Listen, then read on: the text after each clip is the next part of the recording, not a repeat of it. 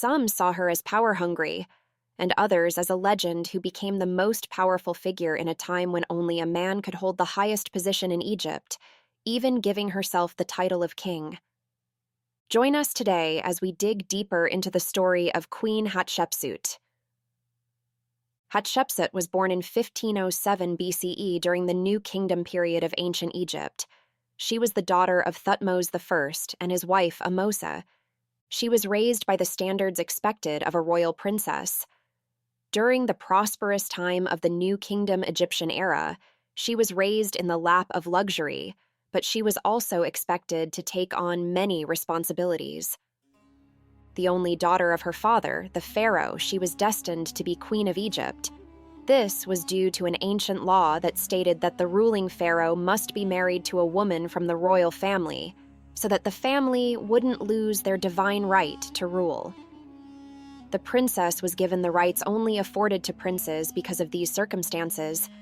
It has been said that she followed her father during his matters of state and learned a lot about governance and diplomacy from him. Her life turned upside down when her beloved father died in 1492 BCE. Her brother Thutmose II took the throne, and she was expected to keep the long-standing tradition that many Egyptian rulers had followed and marry her brother to keep the connections in the family. She became queen consort and ruled Egypt along with Thutmose II. Historians have suspected that Thutmose wasn't as adept at ruling as his sister, so she was the one mostly leading the way. Thutmose ruled for 13 years before dying and leaving the kingdom in his sister's hands. Thutmose III, the son he had made with a secondary wife, was his heir, but due to his young age, he had to leave Hatshepsut as regent to rule in place of the young pharaoh. For the first 5 years of Thutmose III's reign, Hatshepsut stayed faithful to her role as the queen regent to her young nephew. But something shifted during the 6th year. Hatshepsut started moving to take the throne herself. Many may make the mistake of thinking that this process was easier than it seems, because Hatshepsut was already in a position of considerable power, with her only competitor being her young stepson. But we have to remember, becoming the highest authority in Egypt was no trivial matter. One had to prove they had the divine right to rule. The Egyptians held the concept of divine rule very dear to them. The title of God's wife of Amun was very important for Hatshepsut in this process. This important religious title was believed to have been given to Hatshepsut after she married Thutmose II. It was a title usually given to a royal female relative of the pharaoh. They held considerable religious and political power because they had a lot of contact with the Amun priesthood. The priesthood of Amun had significant power in the period that Hatshepsut was trying to gain power and allies for her cause. This helped her hold sway in the religious sector of Egypt. Since the period of her grandfather, Ahmose I, Amun had become a great national power, due to many believing that it was because of this deity that they were able to drive out their longtime enemies, the Hyksos.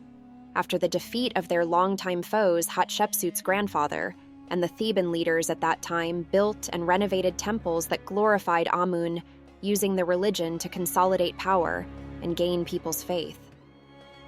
By the time Hatshepsut was born, the priesthood had almost as much power and wealth as the pharaoh himself. The most important priest of the priesthood that Hatshepsut would have had to win over was Hapiseneb, the high priest of Amun. He was in charge of one of the most powerful temples, the Temple of Karnak. Hapiseneb, as the high priest, had a large amount of wealth and political resources at his disposal. He had the power to support Hatshepsut in her run to take the throne, and could have added legitimacy to her bid.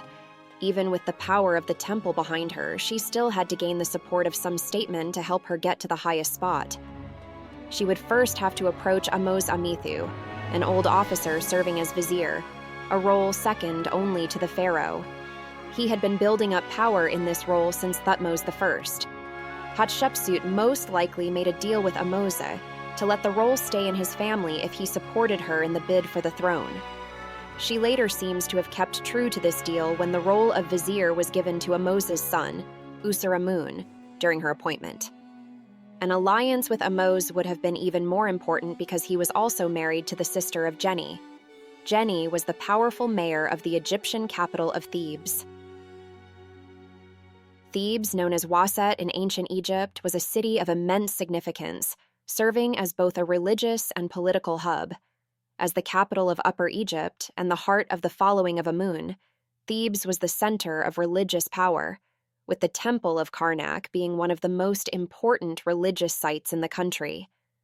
The city's strategic location along the Nile made it a vital economic center, facilitating trade and the distribution of resources.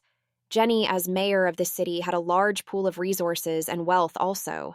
Not only did he have great power over this vibrant capital, but he also held important religious positions in the priesthood of Amun. He served as an overseer of many aspects of the religion, along with Hatshepsut being God's wife of Amun. Her alliance with him could have further enforced her position. The third person Hatshepsut would have to consider for her plans would be Amosi Penekbet, a military official turned civil official. Penekbet has served as an official since the time of Hatshepsut's grandfather, Ahmose I. In the subsequent years that followed, he became in charge of the all-important role of overseer of the seal. The overseer was in charge of the kingdom's treasury, record-keeping, and documentation, which was a role that validated transactions and state activities for future generations. They also had a role in communicating with high-level members of different branches of government. Hatshepsut having this ally would make the situation easier for her. Hatshepsut was able to get these four most powerful men on her side because, in 1479 BCE, in what was supposed to be the 7th year of Thutmose III's rule, she claimed the full power and title of the pharaoh and officially started to rule Egypt in her own name. Hatshepsut gave herself the title of pharaoh or king, a title never before claimed by a woman in ancient Egypt's royal line.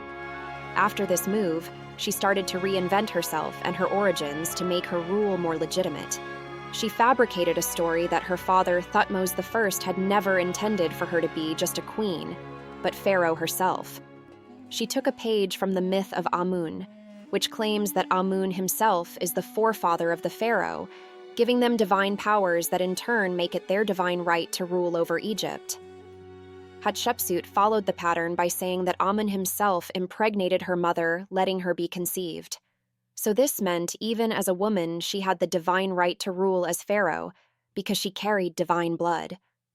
Hatshepsut made other moves to legitimize her rule, such as depicting herself as a male in pharaonic clothing, and sometimes even wearing a fake beard and a double crown, both of which symbolized the pharaoh's rule over Upper and Lower Egypt.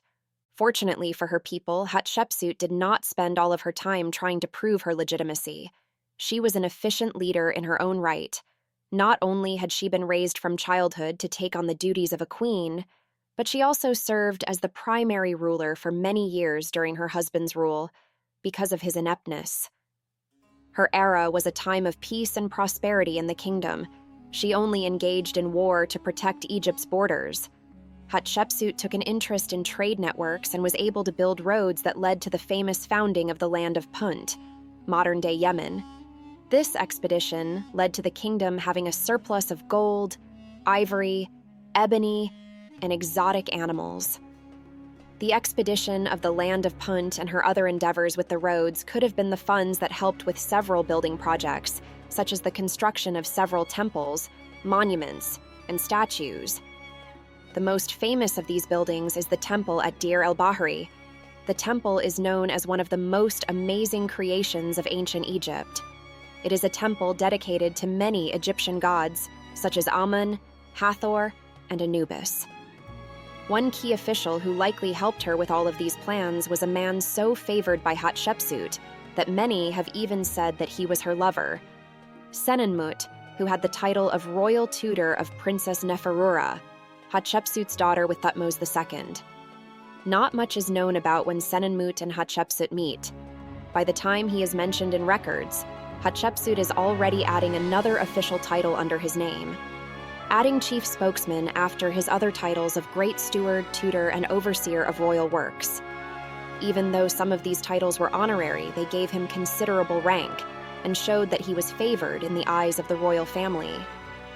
Senenmut's relationship to Hatshepsut and Neferura was so close that a statue of him and Neferura was found that showed him instructing the princess, putting him in the role of tutor and guardian. He was also one of the chief architects of many of Hatshepsut's building projects, especially the temple at Deir el-Bahri. She even showed her trust in him by giving him the coveted title of the Steward of Amun, giving him even more power and rank. While Hatshepsut was focused on building her legacy and managing her kingdom, she didn't forget about the boy she had taken power from, her stepson and the boy she had served as regent for 7 years, Thutmose II. The complex relationship between Hatshepsut and Thutmose has been analyzed and has a lot of contradictions. Hatshepsut may have still left him as a background junior co-ruler during her reign and essentially taken power away from him, but she still looked after his education and gave him free rein to fight in battles for the kingdom, even naming him head of the army. This all showed the signs of them having a peaceful relationship. On the other hand, upon her death in 1458 BCE, Thutmose tried to erase traces of her rule, showing hints that he may have had hidden resentment towards her. Historians have argued about this hypothesis, saying that he tried to destroy evidence of her reign so that a precedent wouldn't be left, and so that he wouldn't be accused as a ruler who went against the ancient Egyptian concept of Ma'at by letting a woman take the seat of Pharaoh. Whatever the reasons for this attempted erasure and the factor of time have made many aspects of Hatshepsut's reign unknown to us. The pieces we do know give us an incredible picture of the woman who had ancient Egypt in the palm of her hand. Thank you for sticking with me for the story of Hatshepsut, this fascinating Egyptian ruler. Please join us next time as our lens takes us to Rome. Please like and subscribe to show support.